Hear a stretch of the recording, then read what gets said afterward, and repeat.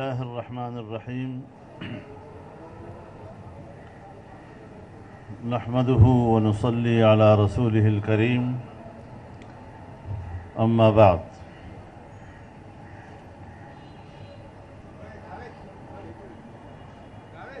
Karachi press club کے صدر محترم،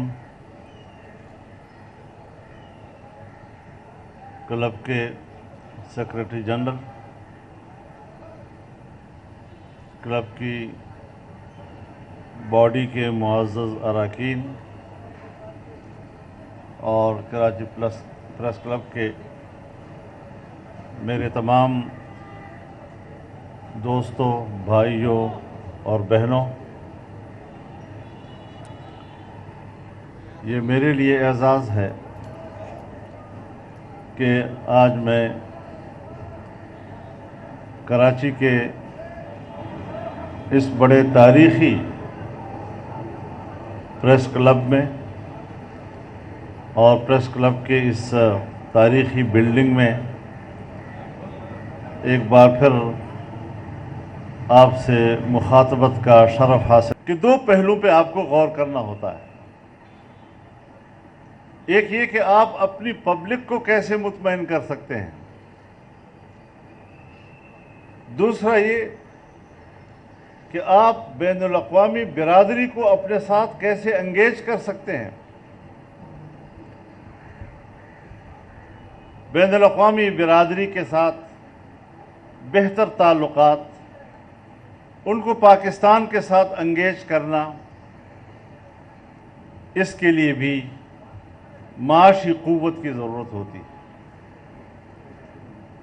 آپ دنیا کے مفادات اپنے ساتھ وابستہ کریں تو لوگ آپ کے قریب آئیں، آپ کے ساتھ معاملات کریں، آپ کے ساتھ تجارت کریں، آپ کے ملک میں انویسٹمنٹ کریں، اور اس طرح ملک جو ہے وہ آگے بڑھے اور اس کے جو منافع آئیں اس سے قوم مستفید ہو، قوم آسودہ حال ہو اور عام آدمی کی زندگی بہتر ہو۔ یہ مختصر سا فارمولہ ہے۔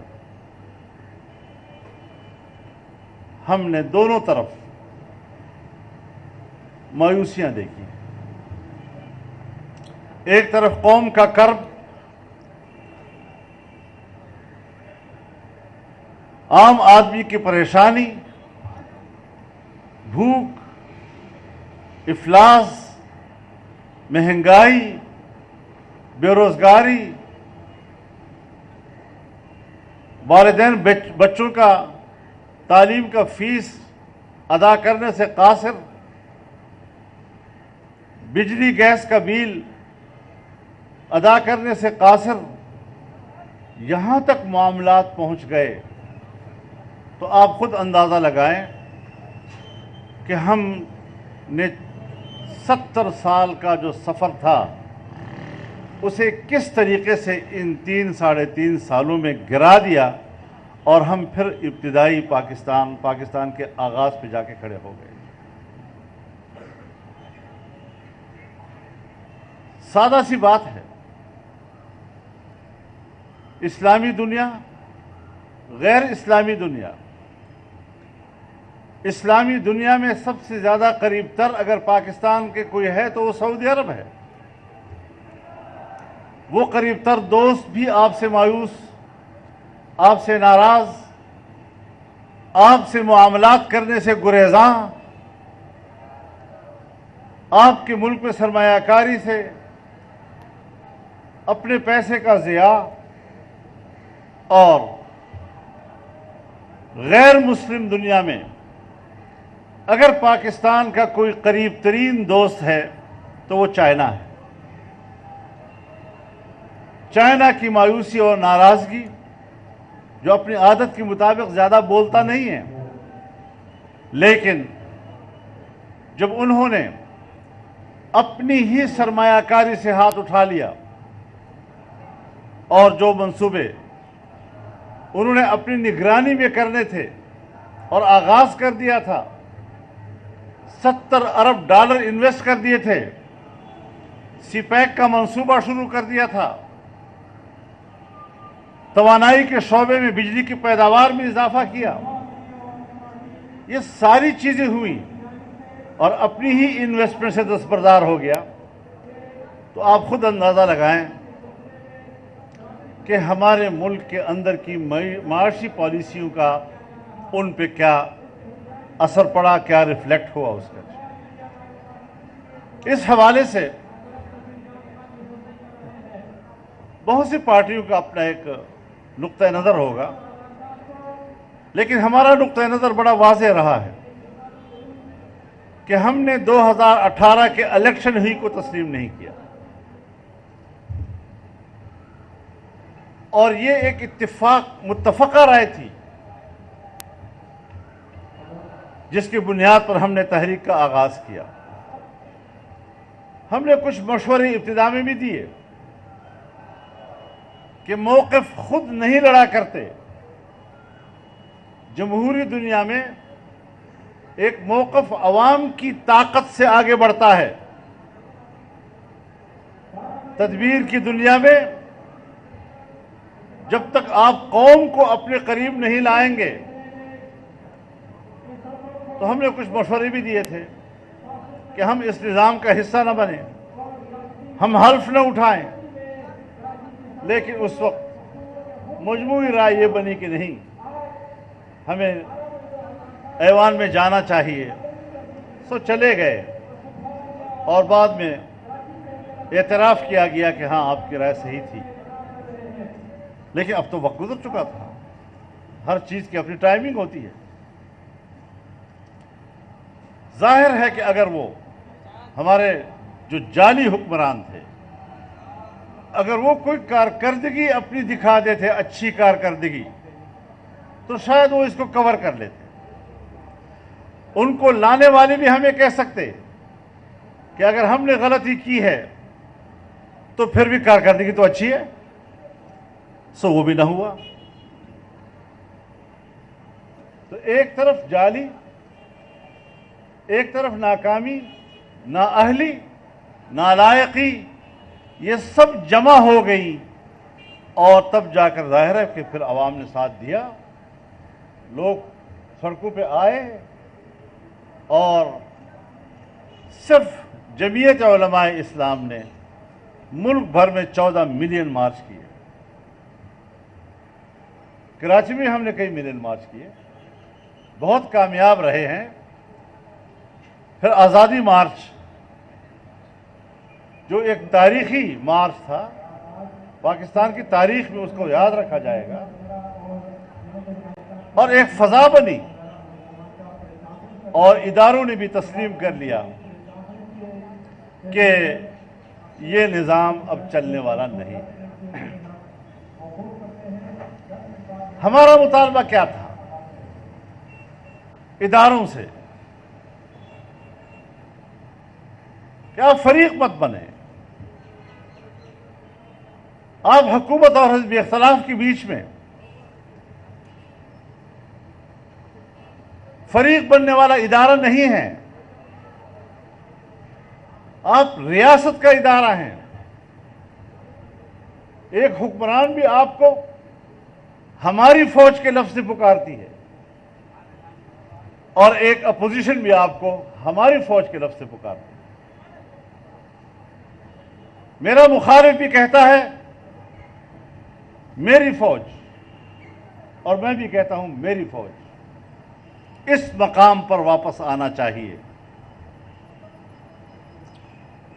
میں اللہ کا شکر ادا کرتا ہوں کہ ہم نے اپنے حدود سے تجاوز نہیں کیا, لیکن اپنی بات کرتے رہے. اور ایک وقت آیا جب حقائق کا ادراک ہوا. آج جب وہ اپنے حقیقی مقام کی طرف جانا چاہتے ہیں, ایک آئینی دائرہ کار کے اندر اپنے آئینی کردار کی طرف جانا چاہتے ہیں, تو پھر جب وہ لفظ نیوٹرل استعمال کرتے ہیں تو ان کو جانور سے تعبیر کیا جاتا ہے. یہ تقدس ہے ان کے دلوں میں ان کی. اور آج ان کو میر جعفر کے لفظ سے پکارا جاتا ہے، جو تاریخ کی دغا و بغاوت کا ایک کردار ہے۔ میر جعفر ایک شخص کا نام نہیں ہے،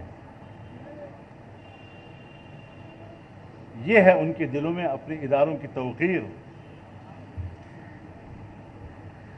کہ جب تک ان کا سہارا بنے، وہ ملک کو ڈبوئیں تب بھی سہارا بنے، وہ ملک کی کشتی کو غرق کرے تب بھی سہارا بنے، اور جب سہارا بنتے ہیں تو پھر ٹھیک، پھر ہماری شکایت بھی ناجائز۔ لیکن کچھ سوالات ضرور پیدا ہوتے ہیں۔ کل بھی مجھ سے ایک انٹرویو میں پوچھا گیا کہ آزادی کی بات تو آپ کرتے تھے، آج عمران خان نئے بیانیہ کے ساتھ آزادی کی بات کر رہا ہے۔ میں نے کہا اسے کہتے ہیں تبدیلی، کہ الیکشن پچھلے لڑا تبدیلی کے نعرے سے اور نئے الیکشن کی طرف جانا چاہتا ہے آزادی کے نعرے سے۔ تو آزادی کے نعرے میں تو وہ ہماری نقالی کر رہا ہے، تو پھر نقالوں سے ہوشیار رہنا چاہیے۔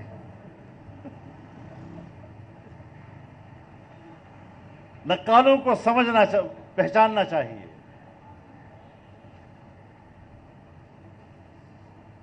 جو پاکستان کے اندر غلامی کی علامت ہے، رونا اس پہ آتا ہے کہ وہ بھی آزادی کی بات کریں۔ جو پاکستان کی معیشت کو اپنے قبضے میں لینا چاہتے ہیں، پاکستان کو تہذیبی لحاظ سے اپنے رنگ میں رنگنا چاہتے ہیں۔ اب تہذیب اور مذہب انسان کے اندر سے اس کے عقیدے کو کھینچ لینا، اور تہذیب انسان کے جسم کے اوپر حیا کی چادر نوچ لینا، ان دونوں پہ کام ہو رہا ہے، اور یہ دونوں ان کے ایجنڈے پہ شامل تھے۔ اور یہ نہیں کہ میں جلسے میں یہ بات کر رہا ہوں، ان کے وفود نے جو مجھے کنونس کرنے کے لیے 2013 میں میرے پاس بار بار آئے، اور جنہوں نے اس کا اعتراف کیا کہ اگر پاکستان میں مذہب اور مشرق کی تہذیب ہوگی تو بیرونی امداد آپ کو نہیں ملے گی، اور دنیا کی معیشت یہودیوں کے ہاتھ میں ہے۔ جب تک ہم ان کی گائیڈ لائن نہیں اپنائیں گے، بین الاقوامی معیشت کی تجوری آپ کی طرف متوجہ نہیں ہو سکتی۔ اور آخری جملہ جو انہوں نے کہا مجھے، 2013 کی بات کر رہا ہوں، کہ مولانا پشتون بیلٹ میں مذہب کی جڑیں گہری ہیں،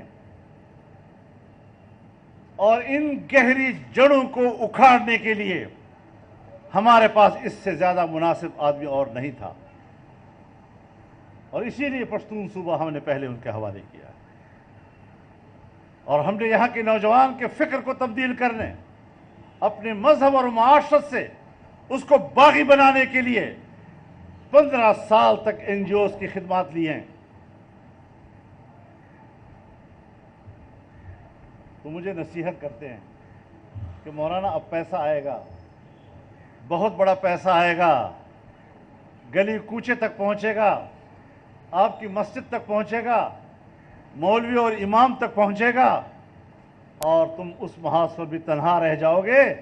ہم چاہتے ہیں کہ آپ نظام کے ساتھ ساتھ چلتے رہیں،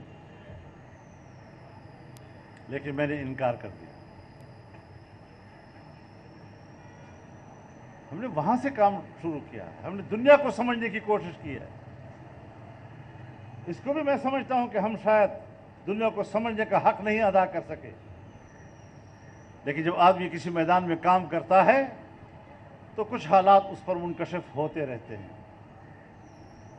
آج جب ایک پہلی کامیابی ہمیں ملی کہ پارلیمنٹ کے راستے سے اس حکومت کو گرایا گیا، جمہوری اور آئینی راستے سے، تو ہمیں ملک کے اندر ایک کھلبلی نظر آئی. کھلبلی عوام میں نہیں، کھلبلی پاکستان کے ایلیٹ کلاس کے اندر، کھلبلی پاکستان کے اشرافیہ کے اندر، کھلبلی پاکستان کے ریٹائرڈ اسٹیبلشمنٹ بیوروکریسی کے گھروں کے اندر، جہاں پر ہمیں ماتم نظر آئے. یہ کیا تھا؟ یہ کیوں ہوا؟ اور ان گوشوں سے کیوں پریشر آ رہا ہے؟ دفاعی قیادت پر، سیاسی قیادت پر.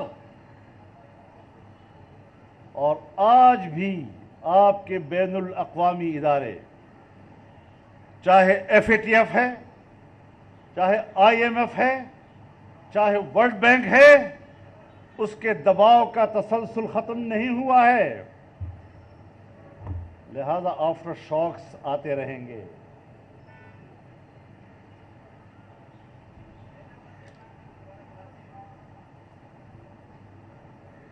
ابھی جو کامیابیاں ہیں وہ جزوی اور ضمنی قسم کی کامیابیاں ہیں، مکمل کامیابیاں نہیں ہیں. آپ نے آگے بڑھنا ہے. اس ملک کے مشکلات کی اصل جڑوں تک ہم نے پہنچنا ہے. بہت گہری ہیں. ہم نے اس نیٹ ورک کو شکست دینا ہے، نظریاتی شکست دینا ہے ہم نے ان کو، اور اس کے لیے ہم نے عصر نو سوچنا ہے. ابھی چند روز پہلے حکومت میں شامل اتحادیوں کی سربراہان کے اجلاس میں بیوروکریٹس بھی بیٹھے ہوئے تھے. اب بیوروکریٹس تو نظام کا تسلسل ہوتے ہیں. جو بریفنگ دی گئی، اس بریفنگ میں نے محسوس کیا کہ تسلسل ہے. جو راستہ پچھلی گورنمنٹ کو دکھایا گیا وہی راستہ ہمیں دکھایا گیا. جو سبق ان کو پڑھایا گیا، آنکھیں بند کر کے انہوں نے ان کے سبق کو لیا، وہی سبق ہمیں پڑھایا جا رہا تھا. آئی ایم ایف کی شرائط کو قبول نہیں کریں گے تو ہم دیوالیہ ہو جائیں گے، تو جب ملک نہیں رہے گا تو پھر ہم کیا کریں گے. اور کیا کیا چیزیں ہمارے سامنے لائی گئیں. میں تھا تو تنہا، لیکن میں نے ہمت کی اور میں نے کہا کہ ہم اس بریفنگ کو تسلیم نہیں کرتے. یہ کون ہے وہ بیوروکریٹ جو ہمیں پرانا سبق یاد دلا رہے ہیں، جس سبق کے خلاف ہم نے جنگ لڑی ہے، جسے ہمیں پاکستانی سیاست کے کریکولم سے نکالا ہے، دوبارہ اس میں ڈالنے کی کوشش کی جا رہی ہے، اور ہم لکیر کے فقیر اس کے پیچھے چلتے رہیں گے. ہمارے اندر صلاحیت ہونی چاہیے. صلاحیت یہ کہ ہمارے پاس نیا فارمولہ ہونا چاہیے. آئی ایم ایف کوئی آسمان سے نہیں اترا، ہم پر مشتمل ایک ادارہ ہے، ہم بھی اس کے رکن ہیں. ہماری بھی سننی پڑے گی ان کو. ہم نے نئے فارمولوں کی طرف جانا ہوگا، ہم نے نئے فارمولے کے ساتھ ان کو انگیج کرنا ہوگا، ان کو حقائق بتانے ہوں گے. اور اگر میں ایک سیاسی کارکن کے طور پر بات کرنا چاہوں، میری آپ تائید کریں یا نہ کریں، لیکن میری ایک رائے ہے کہ جو حکومت ہماری نظر میں جعلی ہے، جو عوام کی نمائندہ نہیں، آئی ایم ایف والے سن لو، ماضی میں تم نے جتنے معاہدے ان کے ساتھ کیے ہیں، ہماری نظر میں وہ ریاست کے معاہدے نہیں ہیں، اور ریاست کو اس کے پابند ہونے کی ضرورت بھی نہیں ہے. ہمارے ساتھ سرنو بات کرو. ہم بھی جانتے ہیں کہ ہم نے ملک کو کیسے چلانا ہے، ملک کی معیشت کو کیسے بہتر کرنا ہے. لیکن مشکل یہ ہے کہ عام آدمی یا ہمارا مخالف 3.5 سال کے گند کو کہتے ہیں 3 دن میں کیوں نہیں اٹھایا آپ نے.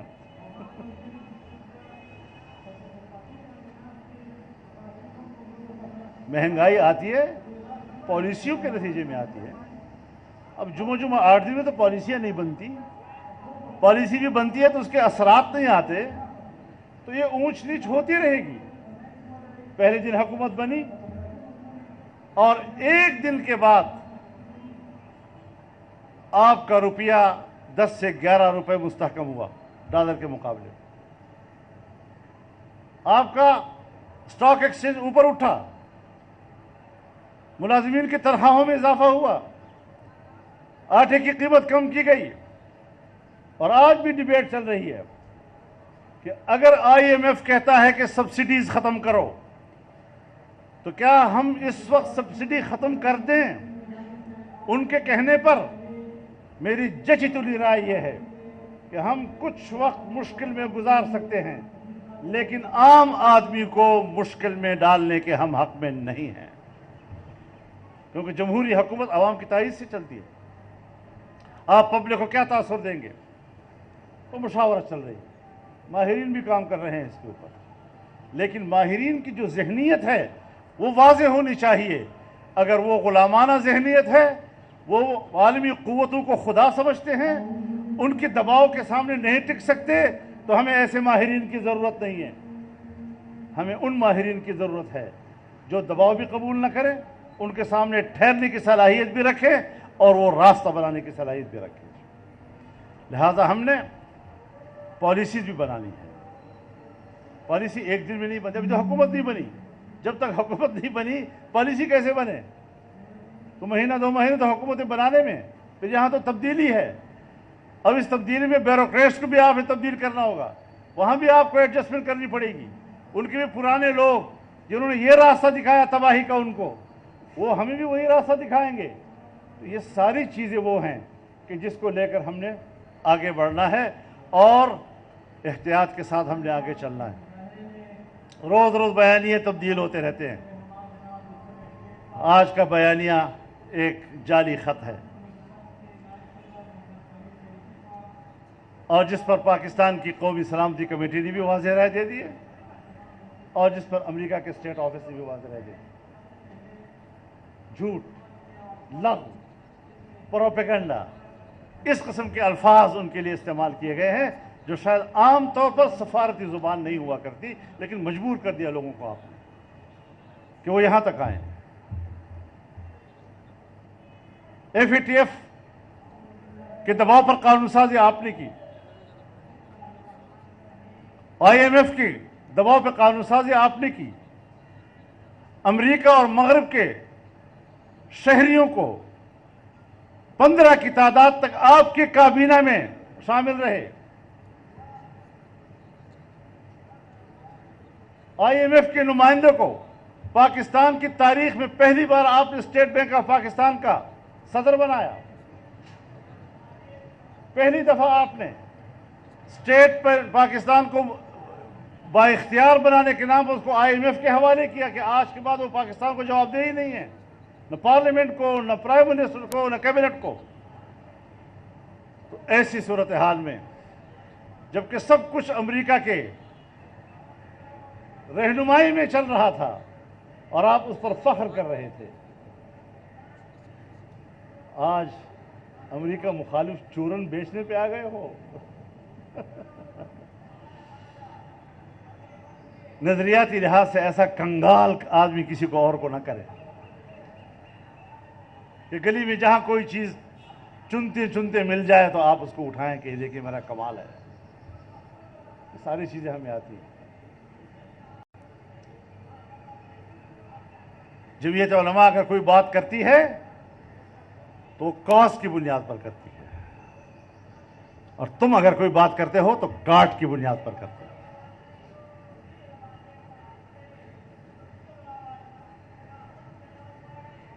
तो इस लिहाज से मैं हैरान इस बात पर हूं। मैंने 2017 में पेशावर में एक तकरीर की थी और मैंने उसमें ये बात कही थी कि अमेरिका की एक 9/11 के बाद जो एक नया नजरिया दुनिया के सामने आया है نیو ورلڈ آرڈر یا جیو ورلڈ آرڈر کہ 2021 کی دنیا کی جغرافیائی تقسیم یہ ہمارے مفادات کے تابع ہوگی. مفادات کے لیے اس کو جغرافیائی تقسیم چاہیے، لیکن انسانی حقوق کے نعرے کے لیے اور اس کو استعمال کرنے کے لیے امریکہ کے پاس کوئی جغرافیائی حدود نہیں ہے. جہاں چاہے جس ملک میں اتر جائے کہ انسانی حقوق پامال ہو رہا ہے، لیکن مفادات کے لیے دنیا کو ٹکڑے ٹکڑے کرو. تو ہم نے کہا اس مقصد کے لیے نئی جغرافیائی تقسیم کی بات ہو رہی ہے.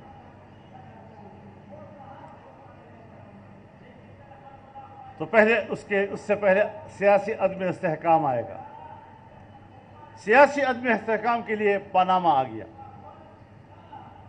اور معاشی عدم استحکام کے لیے عمران خان آ گیا.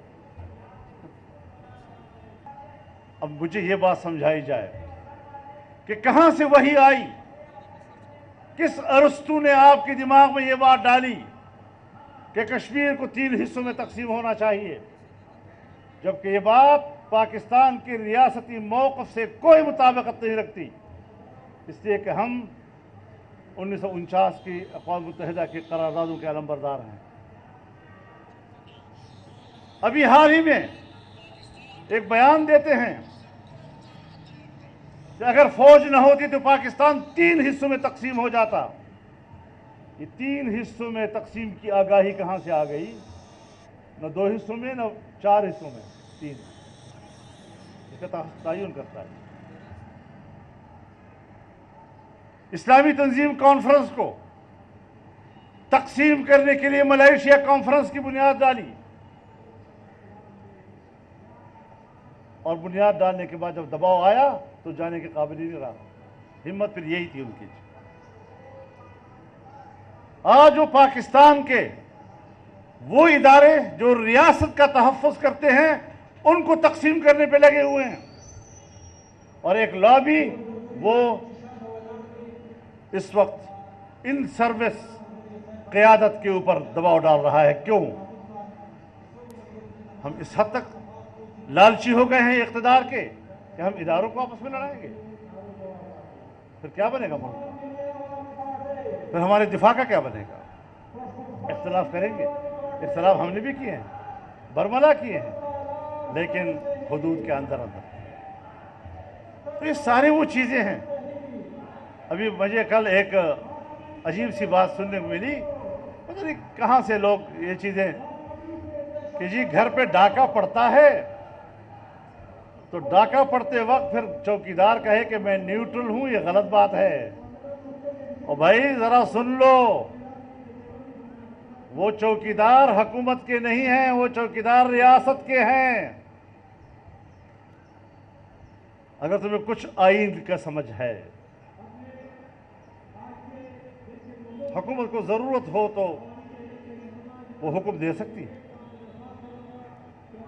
لیکن وہ حکومت کے چوکیدار نہیں ہیں. حکومت کے چوکیدار عوام ہیں.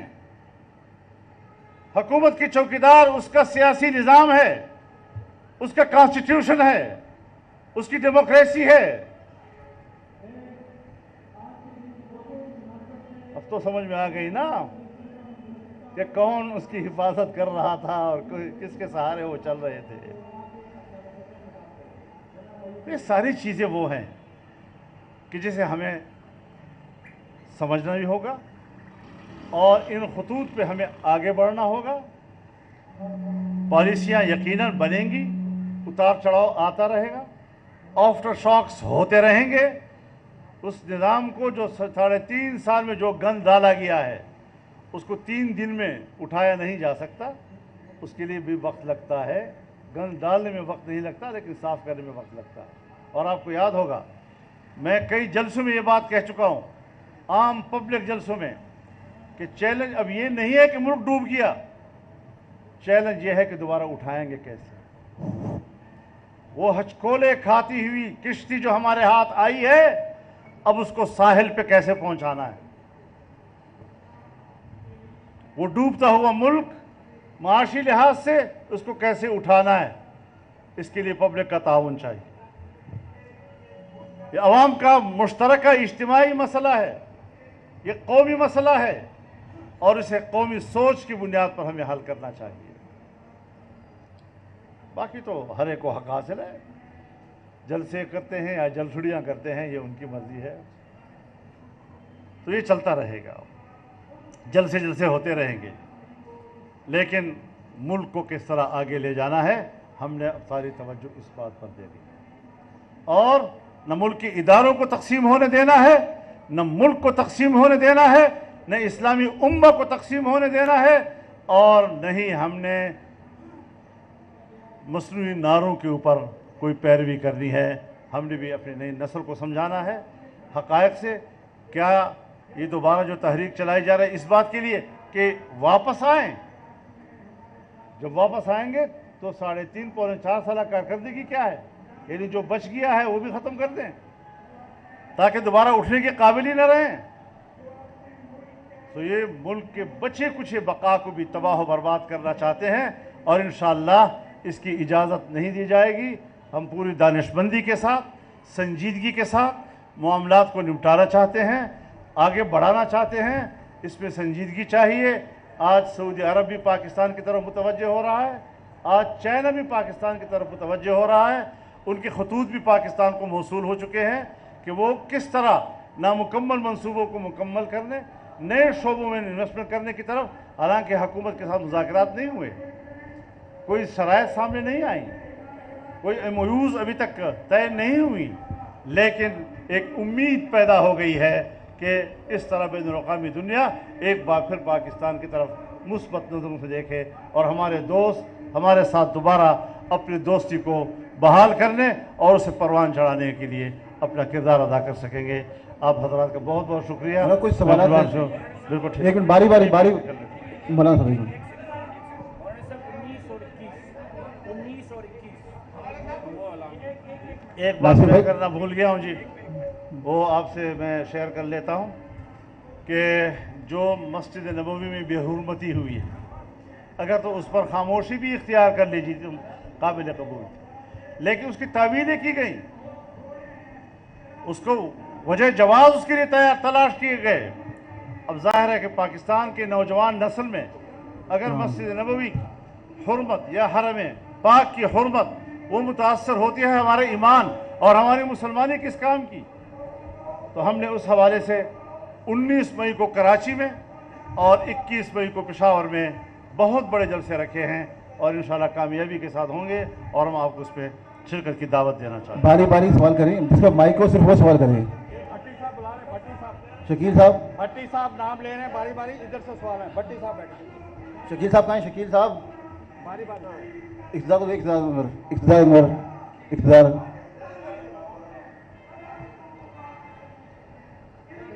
جس کے بعد مائک کو صرف وہ سوال کرے، سب کو موقع ملے گا۔